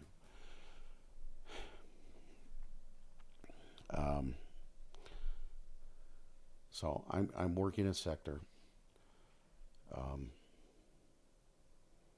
and I actually wasn't working the sector. I was watching the guy work in the sector, and he is there's an airplane on the ground at an airport that is ready to depart. The airport is closed for everyone else because of this guy on the ground, because it's a VIP. And it's a busy summer day. Jackson Hole is a phenomenally busy airport. This guy working the sector had built holding patterns all over, and he had airplanes holding. And it didn't make any sense, because Jackson Hole has a north-south runway. The active runway is south. They're taking off to the south, landing to the south. And he'd built a holding pattern just off the south end of the runway. Which means, he's already restricted what he can do with a departure. And one person can make everybody hold? Yeah. They just fly in circles until... Yeah. It was a political VIP, okay? Oh, gross. And I'm watching this happen, and there's a supervisor watching it. And I'm begging the supervisors. I called him Spud. I said, "Spud, let me in there. I got to take this. Spud, you got to let me have it. Spud, let me have it." And finally, he says, "Fine." He says, "I can't take this anymore. He's got it really screwed up." I said, "Yeah, he does. Let me have it." So I jump in there, And I immediately start peeling this holding pattern south and moving these guys up to the north. And the bottom guy in the holding pattern is a SkyWest jet. And I tell him he's in a right-hand turn like this. And the runway's here, and he's turning like this. And I tell him, turn right. He's rolling down like this. And I tell him, turn right, heading 340, which would turn him and put him on a heading parallel to the runway. Expect visual approach runway 19. Descend and maintain 14,000. So he's okay, turning right to the 340 heading. We'll expect the visual. I launch the guy out of Jackson, climb into 14 because I've got this guy coming like this. This guy's climbing to 14. 14 is as low as you can go in that area because you got high terrain below you at 12,000 feet. You can't get any closer than. So this is where we get to the minimum separation standards. Minimum separation standards are 5 miles laterally for two aircraft at the same altitude, two IFR aircraft at the same altitude. So you have this 5 mile bubble. You can put a 5 mile bubble literally on the target. And so I got the 5 mile bubble on SkyWest, and I have 38 other airplanes waiting to get in there. So I figure, okay, SkyWest is going to be number one, and I go over and I do something with this guy and something with this guy and something with this guy, and when I turn back around, SkyWest, instead of turning, what I should have said is fly heading 340, which means you make a left or right turn to the heading of 340. I told him turn right. Well, my radar was lagging just a couple seconds behind. He was already through a 340 heading. And so he continued to turn around, and he came back around like this as this departure came out and turned on course. And when I looked up, those two guys were nose to nose about 10 miles apart. When you're going that fast, 10 miles. I move 8 miles a minute. So I tell the SkyWest to immediately turn right, and I immediately jack the other guy up, bump him up to 15,000 feet. He climbs, SkyWest turns right, and they miss by 4.85 miles, which in our verbiage is called a deal. So I had a deal. Never had a deal in my whole career. It's the only one I ever had. And it just crushed me. Because part of when you're a controller, what you see on the scope is there, but really what you're controlling, what you're working with, is what we call the flick, meaning the image in your head. Because you could not even look at, once you're working, you can not even look at the scope, and I can tell you where every single airplane is, because I've got it all here. Wow. And all of a sudden, the flick did not match what was on the scope for the first time in my career. And it was devastating. It was devastating. And why? Because you don't have deals. You just don't. You don't. One of my buddies that I really love, another controller is really good. He said it the best one day. He says it's the only job in the world where perfection is considered average. And you simply don't allow that to happen. And it was particularly devastating because of the aircraft involved, not the SkyWest, but the other one, which is an airplane you never, ever, ever, ever, ever, ever have a deal with, ever. I mean, this is lose your job kind of stuff. And when you say they missed by a few miles, that's literally seconds. 4.85 miles. Is that seconds? Or I mean, how close is like that? Obviously, what you're saying is they're coming like this. This guy, the airplane, the VIP's in a 757, which climbs like a homesick angel. If he'd have climbed just a little bit faster, it wouldn't have ever been a deal. because when he penetrated the 5 mile bubble, he was almost level at 15,000 feet. So they weren't close. That's one point I want to really emphasize is there was no danger involved. It was just a mistake. It was simply a violation of standards. And you messed up one time. And I went down. When that happens, back then, now it's a totally different world. Now, that's the other reason I left, because now deals happen every day. Every day. So we're just rolling the dice up there. Well, everybody's become dependent on technology. Back then, there was no technology. Now we have what's called TCAS, Traffic Collision Avoidance System, which is in the airplanes, which tells them when they're getting too close. So controllers have become dependent on that. Controllers have become dependent on operations, on automated operations. And you were the supercomputer. Yeah, back then it was you or nothing. So I got taken off the sector. All my qualifications got yanked. I went down into the chief's office, facility manager. I said, look, hate to interrupt you here, but you're going to hear about something here really quick. And it was very, very bad. And I want you to know that, yes, I had a D-side, which was an assistant. It was my good friend, Matt. I says, I want you to know Matt had nothing to do with it. Spud had nothing to do with it. This is 100% on me. So when you need a fall guy, which you will with this one. Is it because it was a politician too? I said, when you need a fall guy, it'll be me. But I'm leaving right now. I'll be back in a week. I'm taking leave. And I left. And I went home. I got Jolene, the kids, and we drove to the ranch. And I sat down up there and I told them what had happened. And I said, I'm pretty sure that within a couple of weeks I'm not going to have a job. Because of one imperfection. That was a bad one. It's something you just don't do. The funny thing is since then it's happened several times with those types of VIP flights, but mine was the first. But they're deemed more than, and so it's a bigger deal because they're VIP. It's a bigger deal because it was the vice president. Okay, no, you just don't do that in the air traffic world. You don't have an error with Air Force One or Air Force Two, as we call them. They would just be at the bottom of my list, but I did laugh because at the time it was Dick Cheney, and man, all you had to do was I'm kidding.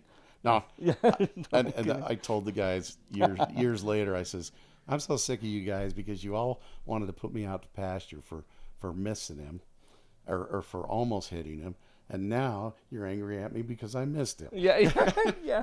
I was thinking, anyway. But no, that time for me was absolutely the most unnerving, and it took years of working before I could trust myself that my flick was correct. Wow. The nerves you have to have to literally perfection. It's not doing your best, not 99.9%. It's perfection is the job. Yeah. And I mean, if there are controllers out there now, current controllers, they're laughing because the job has changed. Frankly, it has changed a lot. But back then, we, as a group, held ourselves to a very, very high standard, and did our absolute best. And it's kind of like, you ever see the movie Remember the Titans? Yeah, I love that movie. Okay. We just watched it. You remember the part where the player says, Coach, you're asking us to be perfect, and we can't be perfect individually, but as a team, we can be perfect. That's air traffic control. Individually, perfection is not achievable. But as a team, particularly the team I worked on, the crew I was on, we were perfect. We were good. Let's wrap up with I think a super pleasant and positive story. What makes a good Santa Claus? Oh, good question. Man, you're hitting like all my favorite things to talk about. The number one question I get asked by guys, and I try and get way back in the Wayback Machine. Um, I'm up at what used to be Wolf Mountain Ski Resort, right? And I was Priest Corps advisor. That's 16, 17, 18-year-old kids. I'd taken them all up there, and they were skiing. I'm chilling out because I'm fat and out of shape. I'm chilling out eating French fries at the bottom of the mountain. And this dude comes down the mountain wearing a kilt and skis. I mean, it looks like Braveheart skiing down the mountain. He comes over to me. He's got this big white beard.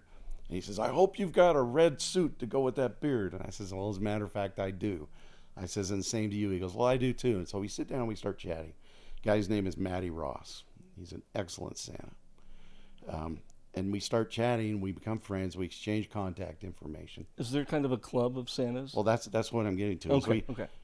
And so we start talking to each other as the season gets busier. And so I would send him a message, hey, Matty, I got somebody that needs a Santa here at this time, and I can't do it. I'm already booked. You got any room? And he'd do the same thing for me. And then some other guys that he knew got in on it, and we were kind of communicating back and forth. And then we decided, well, this is ridiculous.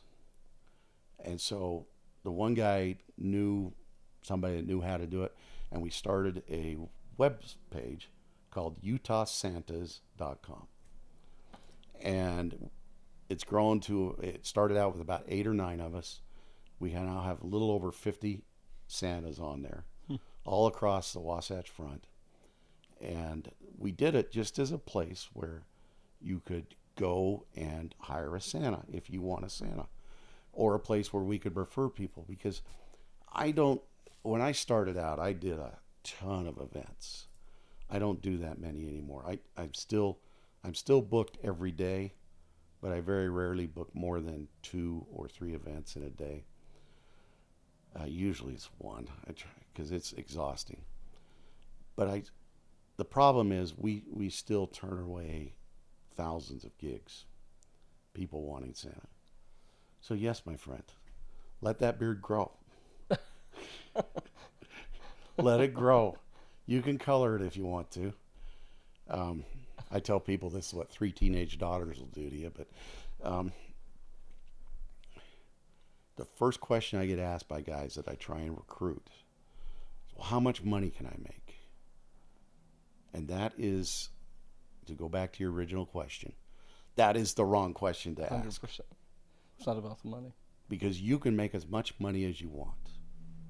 You really can.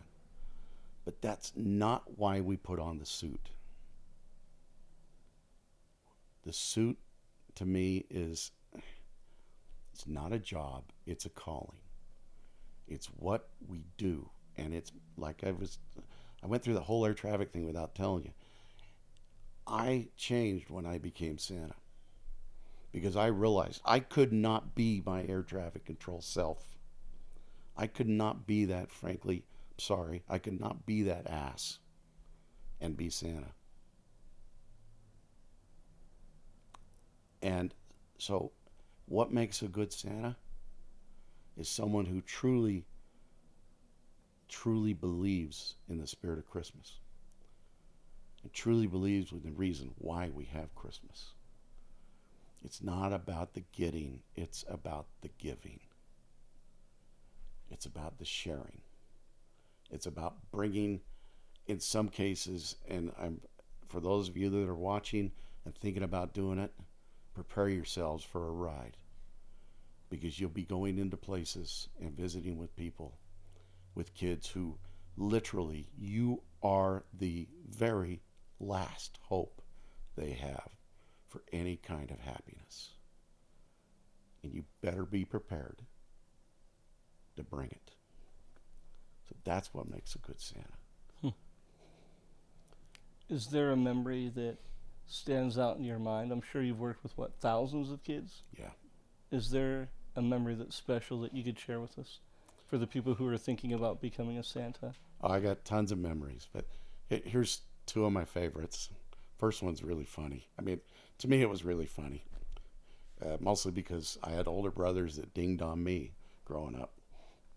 I'm working an event, and there's a big line out the door of this pavilion, and I'm watching the line, and the other thing is I try and I don't work places where they charge for pictures. I want parents to take as many pictures as they want, and then I want the parents to come up and take pictures with the whole family. So I'm watching this, and I'm trying to keep the line moving, but I'm also trying to make sure each kid has their time, has their moment. And excuse me. And I can see these two brothers in the line back there. And there's an older one and a younger one. The older one's probably 8 or 9, younger one's 6, 7, somewhere around there. And the older one is just nonstop dinging on his little brother. I mean, you see, just bugging him the whole time. And I'm kind of watching him out of the corner of my eye. And they finally come up, and I get the older one up first. And we chat, and he tells me how good he's been. And we finally get to the part. I said, what would you like for Christmas? He says, oh, I want a Nerf gun. I'm like, dude, I'm down with that. I love Nerf guns. I said, Santa and the elves, and we do. In our house, we have a lot of Nerf guns. And I'm ashamed to say that my daughters kick my butt all the time. But I said, I'm down with that. That's great. And so he hops off, and he's standing right here. Little brother comes up. He's more subdued. We chat, and I finally get him talking a little more freely. And we get to the question. I says, well, what would you like for Christmas? And he sits there, and he thinks. He thinks. He points at his brother, and he says, well, what did he ask for? I said, well, he asked for a Nerf gun. The kid goes, huh. And then the light bulb goes off. He spins around on my lap, looks me in the eye, and he says, can I have a bigger one? I love it.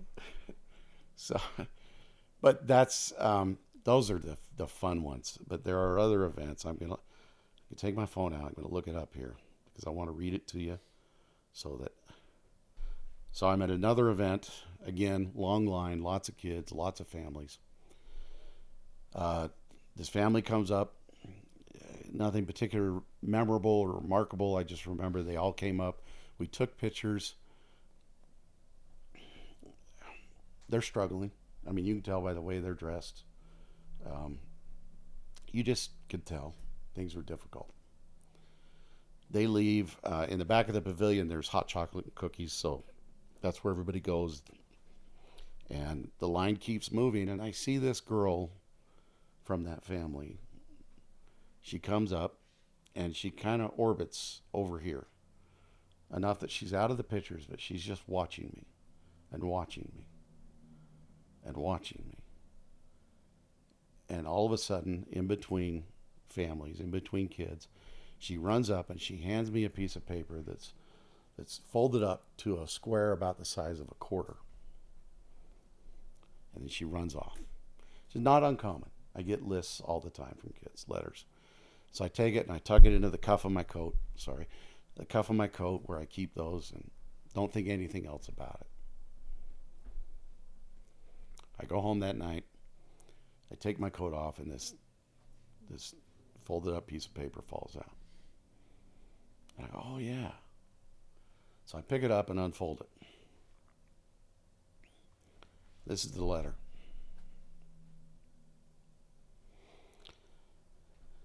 Dear Santa, most kids would ask for toys and dollies. But for Christmas, I would like ... my parents to not fight for a week, not saying mean things to each other, and not yelling either. If you can't get me that, I guess I would like nothing this year. But I will still believe. I love you. You are the best in the world. I hope you fly safe. Love, Abby, age 11. You want to know why I do Santa? That's why I do Santa. For the Abbeys. She had maybe a 5-minute window of joy and happiness. And if I could have one wish, if there were really genies out there and I could really wish something, I would wish to be Santa with all the power and magic abilities that we read about.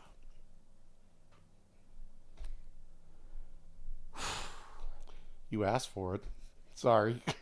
Oh, it's beautiful. Eric, I don't have anything to add to that. You are the closest thing that we have to a Santa Claus in real life, and Thanks. I know you think highly of your brothers and sisters, and you look at their intelligence and their accomplishments, and you have every bit of it and more. And as far as I'm concerned, you've found yourself. You know who you are, but more than that, you understand the higher meaning of life. You understand that it's not about the money. It's not about the accomplishments or the accolades. It's about how we treat each other. That's really the only thing you take with you. Yeah. The only thing we get out of this life with is what we've learned and the relationships we built. That's True it. possessions, yes. Nothing else goes. And so that's what we should focus on. If you can make someone else's day better each day and make yourself better because of it, then you're successful. Eric Bell, thank you, brother. Happy to be here. Thanks Thanks for letting awesome. me come play. That was fun.